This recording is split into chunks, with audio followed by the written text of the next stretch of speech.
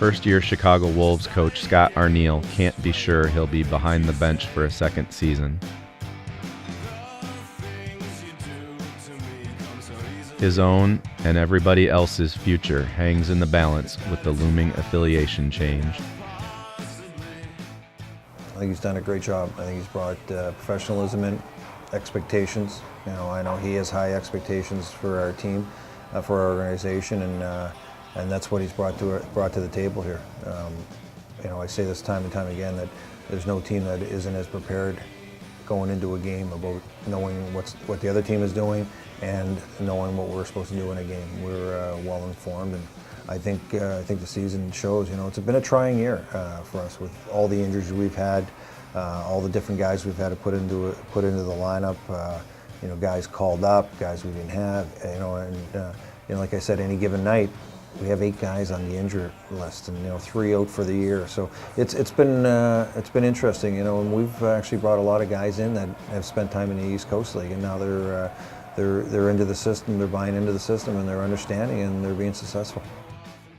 Well, I think that everybody got thrown off track or off guard here a little bit with the NHL having their lockout go as long as it did, and it's been a tale of two cities here in Chicago, where we had one roster, pretty good roster for the first part of the year, and now we have a whole totally different roster. We've had so many new faces that have had to come through here, whether it's guys getting called up or whether it's been injuries. We've gone through a tremendous amount of players, and guys have been playing. Some guys have been playing more than maybe they normally would, or playing different positions, or getting put in situations, whether it's power play or penalty kill. It's something they maybe haven't done before, and we've seen some growth of a lot of players that maybe wouldn't have got those opportunities in other years. Scott had a new approach to coaching coming into this season, and for two guys who knew him before, it became obvious quickly. No, he might be a little bit calmer with some stuff, and he'd probably admit that himself. He has, actually, on camera. Okay, well, there you go. I can tell that. But the fire is still there. But I think that he's obviously from past experiences, he's learned to keep that under control a little bit, and he's done a great job with it. And I think that he realized that he needed to probably make that change in himself, and he has. And I think it helps out with definitely with the players. Arniel couldn't agree more. I think that what you end up doing sometimes is you've got to change. You've got to evolve. I think that I look back, when I first went to Manitoba 7-8 years ago as a head coach. I went in there with a plan and an idea, and maybe I was a little more gung-ho. Maybe I was a little bit more, easier to snap, easier to get mad.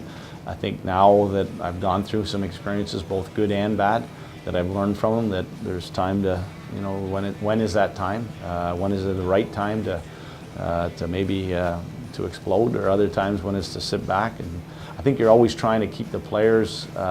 You don't want to be the same every single day. I don't think you want to just constantly be somebody that's yelling at the players every opportunity that there's something bad happens. I think that I've had to be patient this year because of all this stuff that's gone on, and I think that maybe that's why I'm not as fiery. I think that you have to recognize sometimes that your team is a young team that's trying to find its way, and it's real easy to beat them down, but that's probably not going to help you out in the long run, and that means that you have to be a little bit more patient. And I think that it's one of the things that I've learned is that you've got to allow players and people to evolve, and you have to let them, you have to try to bring out the best in them, and sometimes it is maybe sparking them by maybe hollering at them, but there's a lot of other times where it's being their best friend, or being talking to them in a manner that that they're going to grasp, that they're going to feel confident with, and they're going to move forward with.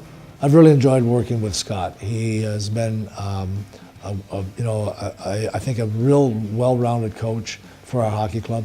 He has helped a lot of players grow and develop.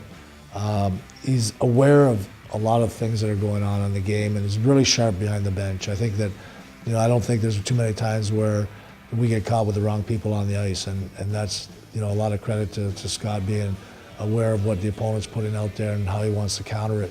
Our practices are really organized. Our Our room is really a good balanced room, and I think the players know where they stand with Scott as well. You know, he's also grown as a coach, as well. I mean, every opportunity we get to grow as coaches, we have to take advantage of. And I think that we've been really fortunate to have the trio that we have, with Nolan as well, being a part of that, and kind of gives us the, mentality of the team a little bit. And Scott's pretty good one-on-one with the players. When they, he brings them in to meet with them on an individual basis.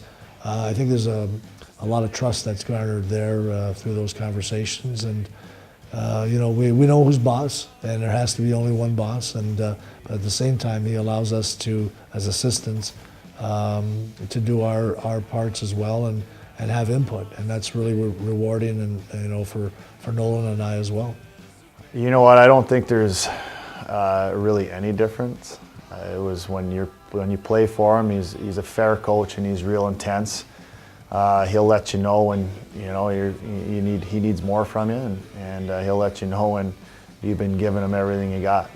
He'll praise you for that. So it's no different than coaching with him. You see the same intensity, the same fire, and the same passion for the game as I did when I was a player. Being behind closed doors with him all the time now, and you still see the same thing. So it's for me, it was really no different. I knew what I was getting into with him, and I enjoy every minute of it. As for that swagger he talked about in his first Unmasked interview, There's a ways to go. Again, and I'm not using them as excuses, but this year is, like, I've been coaching for, 15, 16 years. I have never had to deal with anything like this before. I mean, I think that it was at 02 or 03, whatever, the whole season was gone. So it wasn't like you had the expectations, you had players coming and going. This has been really different for me. Certainly I've dealt with a lot of players having call-ups and whatnot happen, but it's been hard to get the swagger going because we never had the same team in place week to week. And it really is, that's the way it's been. It's that our team has changed so much that you want to get your identity. You want to know who your elite players are. You want to know who your grinders are, who your tough guys are, who the role players are, and you put them in and out. For us, it's been every time I go into the board, I'm either putting somebody, moving them off the lineup into the injured category. I'm taking them out of the lineup and I'm putting them in the call-up category, and I'm taking another piece and bringing it from the East Coast and putting it into our lineup. So it's hard to find the swagger. It's hard to get that, and swagger comes from the repetition. It comes from doing the same thing over and over again, and that's winning. That's having a team that is almost self-coachable. That you just go in and you give them the game plan, or you just go in and you give them their key points, and they go out and they take charge of the team and they take charge of the game. It's been very hard to do this year. It's been very hard because a lot of our leadership hasn't been there through injuries and call-ups. So.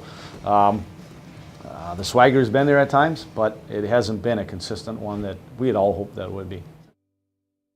please join us next season for more of the Chicago Wolves series, Unmasked.